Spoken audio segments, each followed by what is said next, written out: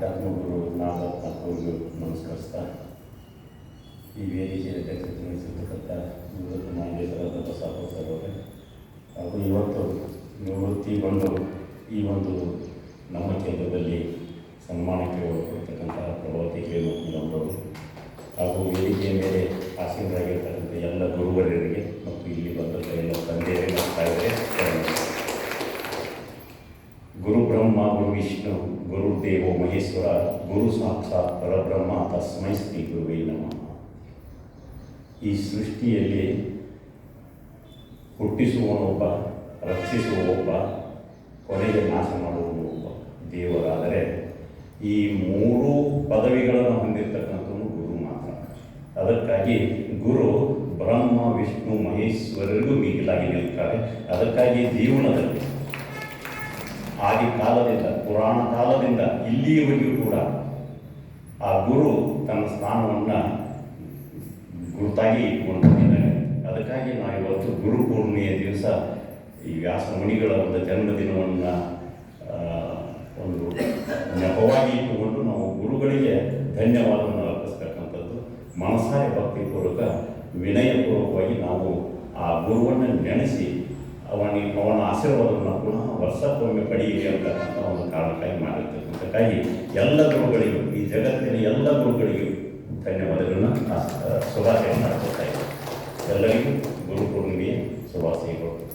ಆತ್ಮೀಯ ವೇಮನವನ್ನು ಮಾತಾಡ್ತಾನೆ. ವೇಮನ ಮಹಾಜ್ಞಾನಿ. ಗುರುವಿನ ಶಿಕ್ಷೆ ಇರದೆ ಗುರುತು ದೊರೆಯುವುದೆಂದು, ಗುರುವಿನ ಶಿಕ್ಷೆ ಇರದೆ ಗುರುತು ದೊರೆಯುವುದೆಂದು ಅಜನೇ ಇರಲಿ ಅವನ ಅಪ್ಪನೇ ಇರಲಿ, ಅಜನೇ ಇರಲಿ ಅವನ ಅಪ್ಪನೇ ಇರಲಿ, ಬೀಗದ ಕೈ ಇರದೆ ಬೀಗ ತೆರೆಯುವುದೆಂದು ವಿಶ್ವಧಾಭಿರಮ ಕೇಳುವೆ.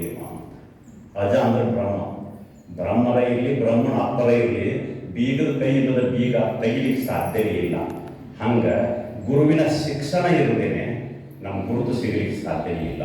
ಗುರುವಿನ ಶಿಕ್ಷಣ ಇರದೇನೆ ನಮಗೆ ಮುಕ್ತಿ ದೊರಕಲಿಕ್ಕೆ ಸಾಧ್ಯ ಇಲ್ಲ. ಗುರುವಿನ ಶಿಕ್ಷಣ ಇರದೇನೆ ನಮ್ಮ ಬದುಕಿನ ಕೀಲಿ ತೆಗಿಲಿಕ್ಕೆ ಸಾಧ್ಯ ಇಲ್ಲ ಅಂತ ಆ ಒಂದು ಮಾತನ್ನು ಹೇಳಿದ್ದರಲ್ಲಿ ಸರ್ವವೂ ವ್ಯಾಪಿಯಾಗಿದೆ.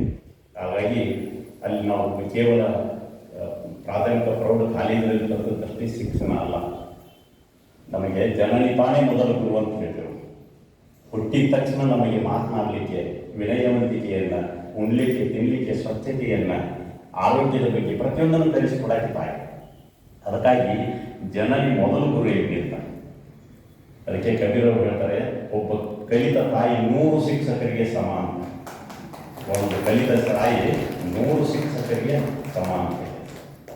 ಹಾಗಾಗಿ ಬರೀ ಕಲಿತ ತಾಯಿ, ಒಬ್ಬ ಕಲಿತ ಶಿಕ್ಷಕಿ 1000 ಶಿಕ್ಷಕರಿಗೆ ಸಮಾನ.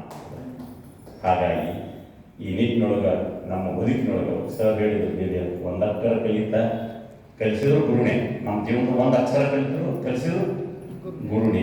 ಅವ ಗೆಳೆಯ ಆಗಿರ್ಬೋದು, ಅಥವಾ ಶಿಕ್ಷಕನೇ ಆಗಿರ್ಬೋದು, ಹೆಂಡತಿನೇ ಆಗಿರ್ಬೋದು, ಮಕ್ಕಳೇ ಆಗಿರ್ಬೋದು, ಯಾರು ಹೇಳಿದ್ರು ನಾವು ಬಿಡಿಸಿದ್ರು ಕೂಡ ಖಂಡಿತ ನಮ್ಮ ಜೀವನದ ಬದುಕಿನಲ್ಲಿ ಬದುಕು ಬಂಗಾರವಾಗಲಿಕ್ಕೆ, ನಮ್ಮ ಬದುಕು ಶೃಂಗಾರವಾಗಲಿಕ್ಕೆ ಈ ಎಲ್ಲ ನಮ್ಮ ಹುಟ್ಟಿದಿಂದ ಇಲ್ಲಿಯವರೆಗೂ ಕೂಡ ಕಲಿಸಿದವರು ಎಲ್ಲರೂ ಕೂಡ ಗುರುನಾಗಿದ್ದಾರೆ.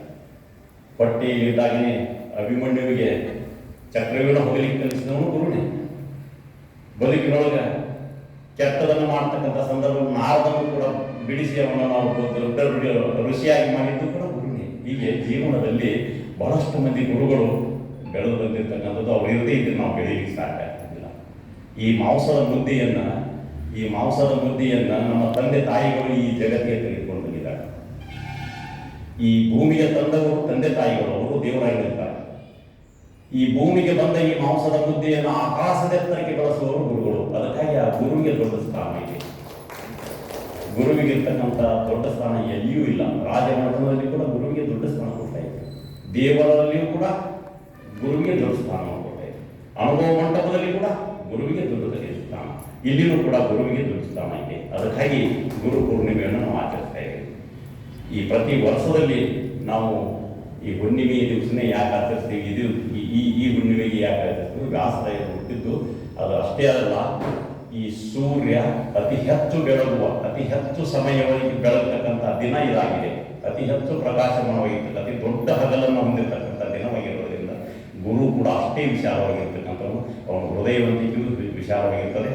ತಂದೆ ತಾಯಿಗಳು ಕೆಟ್ಟದನ್ನು ಬಯಸ್ಬೋದು, ಆದರೆ ಗುರು ಯಾವನು ಕೂಡ ಕೆಟ್ಟದನ್ನು ಬಯಸುವುದಿಲ್ಲ. ಕೆಟ್ಟದನ್ನು ಬಯಸಿದರೆ ಅವನು ಗುರುವೇ ಅಲ್ಲ.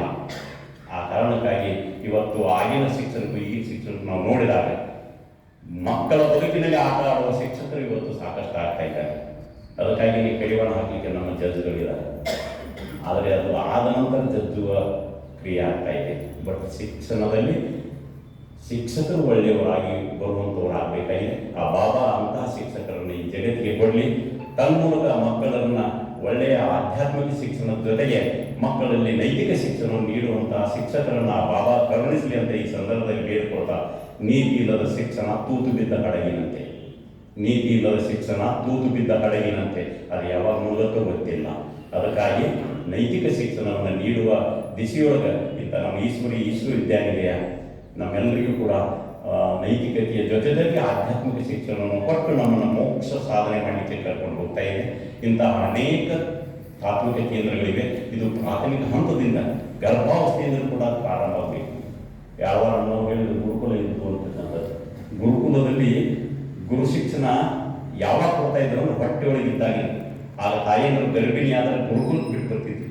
ಅಲ್ಲಿ ಗುರುಗಳ ಒಂದು ಪ್ರವಚನವನ್ನು ಕೇಳಿ ಮಗು ಹೊಟ್ಟೆಯೊಳಗಿದ್ದಾಗೂ ಕಲಿವಿ ಅನ್ನುವಂಥದ್ದಿತ್ತು. ನಾವು ತಿಳ್ಕೊಂಡದ್ದು ಒಂದೇದಿಂದ ಸಾಲೆ ಅಲ್ಲ, ಗರ್ಭಕೋಶದಿಂದ ವಿಶ್ವಕೋಶದವರೆಗೆ ಮಗು ಕಲಿಬೇಕಾಗ್ತದೆ, ನಾವೆಲ್ಲ ಕಲಿಬೇಕಾಗ್ತದೆ.